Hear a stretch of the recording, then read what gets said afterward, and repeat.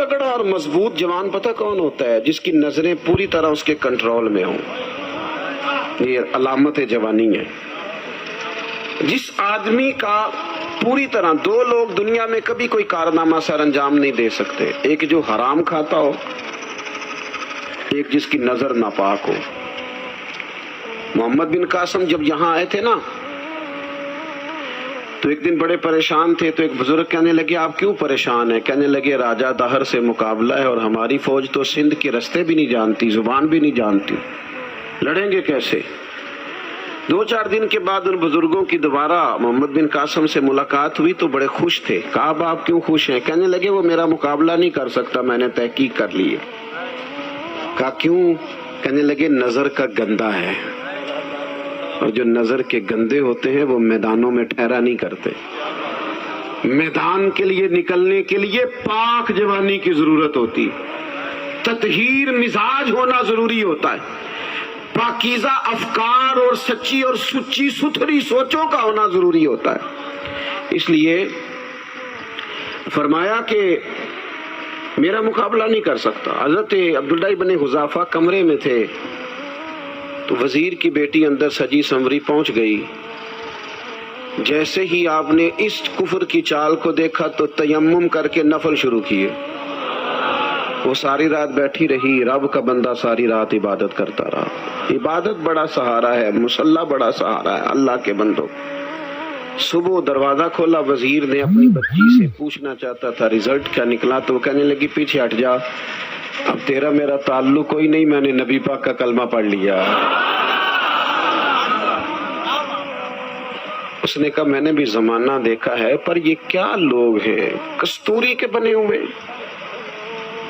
سندل سے دھلے ہوئے، کہ میں ساری رات کمرے میں رہی اور 100 اور 1000 آدمی جس جوان کا مقابلہ نہ کر سکے، اتنا طاقتور جوان کمرے میں رہا اور اسے نظر اٹھا کے نہ دیکھا.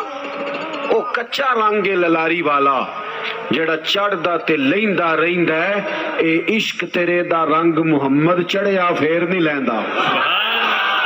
میں کہا ایک دفعہ نظر اٹھا کے نہیں دیکھا، کمال ہو گئی.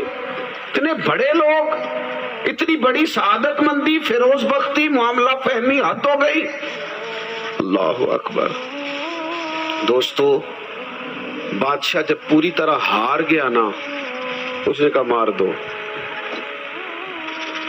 تیل گرم کیا ایک کڑاہی میں، اور جب آپ کو اس میں ڈالنے لگے تو آپ کی آنکھوں میں آنسو آ گئے. بادشاہ کا خیال ہوا شاید نرم ہو گئے ہیں. کہنے لگا روئے کیوں؟ فرمانے لگے سوچتا ہوں جان ہی ایک ہے، کتنا مزہ ہے اس کی راہ میں جان دینے کا، کتنی لذت ہے اس کے نام پر مرنے میں، کتنا لطف ہے. جے تو چڑھیا اتے دار بھی نہیں، تے جے تو وکیا عشق بازار بھی نہیں، تے ایڈا سستا سودا پیار بھی نہیں، تے ایڈا سستا لبدا یار بھی نہیں.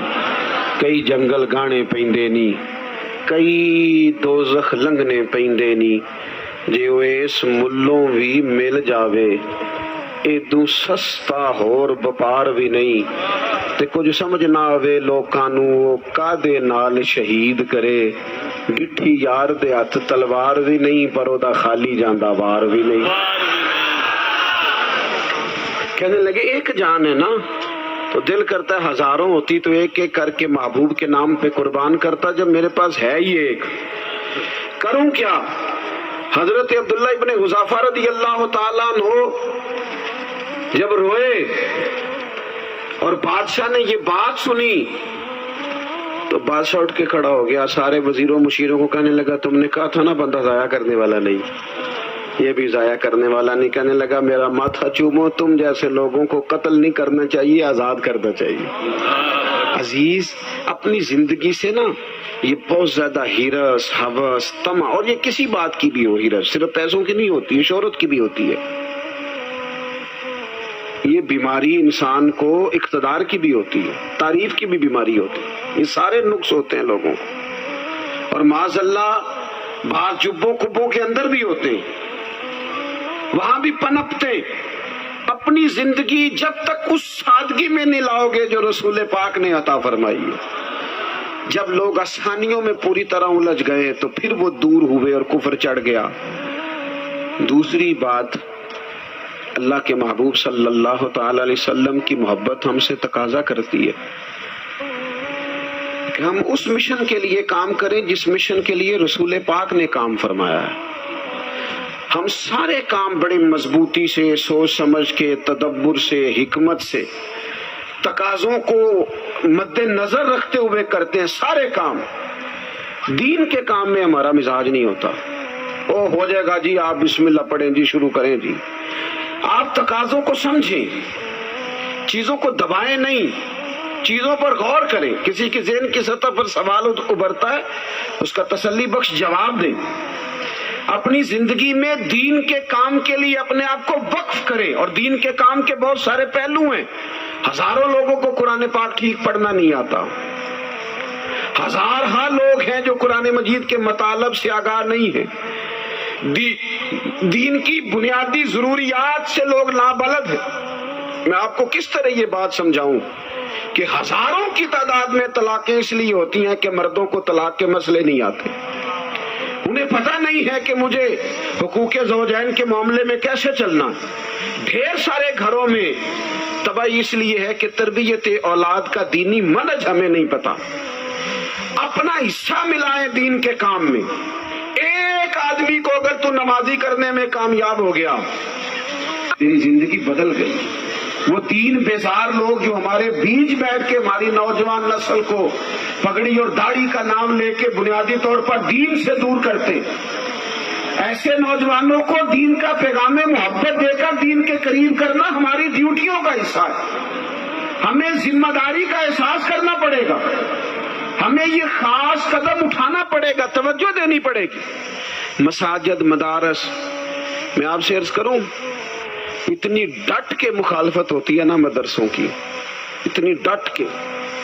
میں ادارہ چلاتا ہوں، اس کے چلانے میں جو مشکلات ہیں وہ تو ہم بتا نہیں سکتے آپ کو، اس لیے کہ میری قوم، میرا اس قوم سے تعلق ہے جو نعت خواں امیر کرنا چاہتی ہے، مدرسے نہیں، ہاں نقیب خطیب پیدا کرنا چاہتی ہے، شعر و شاعری کی زندگی کو پروان چڑھانا چاہتی ہے۔ فقط ہمارا ان لوگوں سے تعلق ہے جو لاکھوں کروڑوں روپیہ محافل پہ لگائیں گے، اور قاری صاحب بیچارے اگر مسجد کا کوئی ہونے والا کام کسی وقت بتا دیں گے تو وہ بڑی مشکل آ جائے گی ان کے لیے۔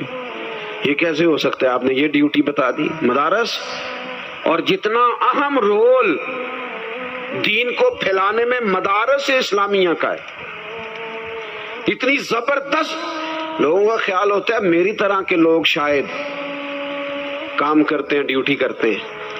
یہ 10-15 لوگ آپ کو نظر آتے ہیں جو آپ کو کہیں میڈیا پر یا ادھر ادھر ڈیوٹی کرتے، مخلص لوگ اپنی جگہ پہ، وہ بھی بڑا ہی کام کر رہے ہیں، جو میڈیا پہ آ کے بھی اخلاص سے اور درد دل سے کو دین کی، ان کی بھی کسی بات کی حوصلہ شکنی نہیں، لیکن ہزارہ اساتذہ جو مدارس میں بیٹھ کے پڑھاتے ہیں، جنہوں نے وہ سارے لوگ تیار، آپ سمجھ نہیں سکتے کتنا بڑا کام۔ حفظ کا استاد جو ہوتا ہے نا، اس کی ڈیوٹی 24 گھنٹے ہوتی ہے، فجر سے پہلے، اور اس نے بچوں کو اٹھانا۔ تنخواہ تو ہم انہیں دینا نہیں نہ چاہتے جی، تنخواہ نہیں دئی دی انہوں نے، ہمیں مولوی امیر نہ ہو جانا۔ مولوی نو تے سوٹ بھی 27ویں والی رات دے ہی ہے تاکہ کدھر سوان کے عید والے دن پا نہ لوے، چونکہ 27ویں تو بعد تے درزی پھڑتا ہی کوئی نہیں، کیوں حضرت؟ ایسے ہی ہے نا، اس وقت تو نہیں نہ لیتا۔ تو ہم چاہتے ہیں مولوی ہماری مرضی کے ہماری طرح کا سوٹ نہ پہن لے۔ مدارس کی مضبوطی، آپ یہ دیکھ لیں، یہ صلاح الدین ایوبی کا تعلق بھلا کس چیز سے؟